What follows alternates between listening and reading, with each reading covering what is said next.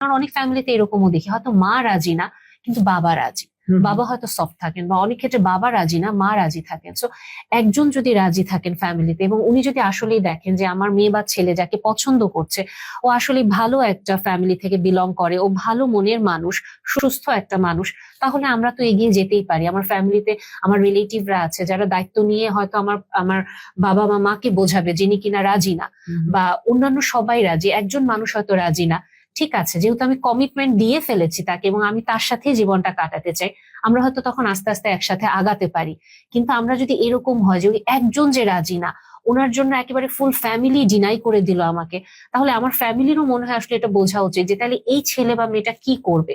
ও তো আসলে আরেকটা মানুষকে ভালোবেসে ফেলেছে, এবং একটা মানুষকে ভালোবাসার পরে আমি যদি আবার নতুন করে আরেকটা মানুষের সংসারে চলে যাই, আমার ট্রমাটা হিল না করে, আমার ডেফিনেটলি আমার নতুন সংসারে গিয়ে আমার সমস্যা হবে।